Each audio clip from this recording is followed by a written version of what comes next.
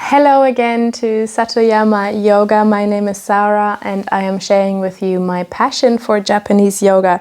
Now, over the last few times we were looking at the knees to the side, the leg lifts, and one other really important move that we practice regularly in different versions in Japanese yoga is called the hip lift. So let's get onto our backs.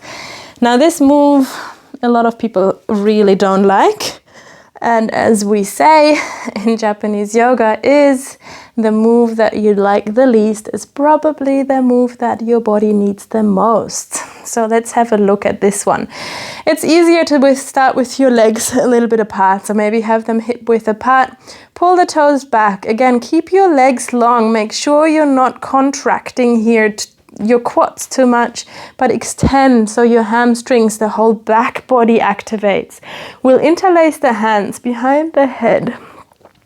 Now, this move was my absolute most disliked move when I started a few years ago with Japanese yoga, and now my body is regularly asking for it because it's just so beautiful for the spine and the lower back. Now again, make sure your heels are extending because you need your back body to activate. Pull the toes back and then take a big breath in through the nose. And what I want you to start with first is just squeeze your buttocks. Just squeeze and feel the whole muscle. It's such a big muscle. Squeeze and then let it go again.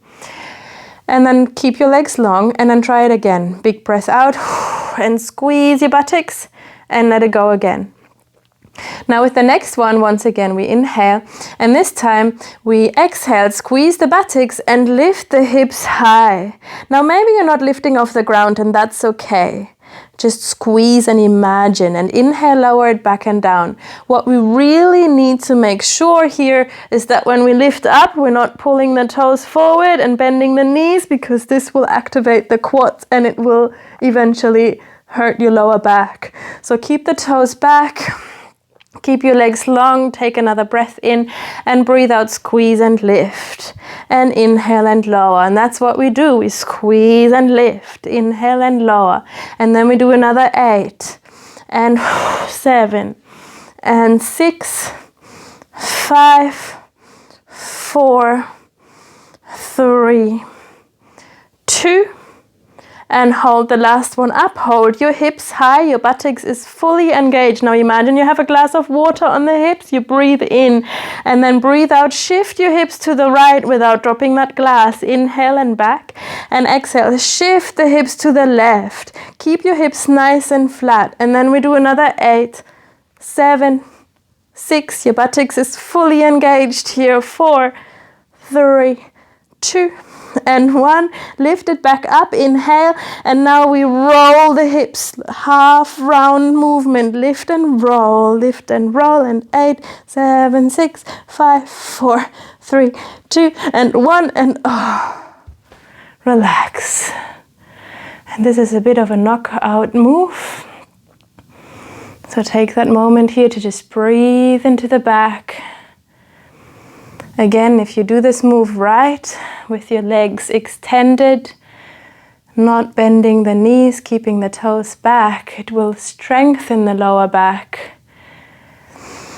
It will give yourself that ability to deepen your back bends in your other yoga practice, standing back bends, seated back bends, because it gives you that power, the muscular power.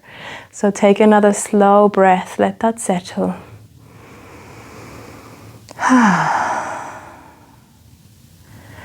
And then bring the knees into the chest. Give yourself a bit of a squeeze. Press into the lower back. Gentle rocking side to side.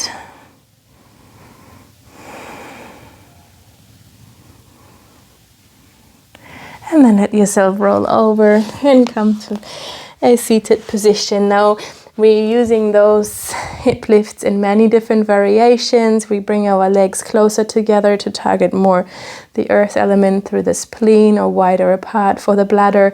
There's lots of different variations with the arm positioning as well. to target slightly different parts, but I reckon you start with the legs hip distant apart to get that feeling, to strengthen, and then from there you'll find all the different variations much more accessible. I hope this helps and you enjoy the practice, and I see you very soon.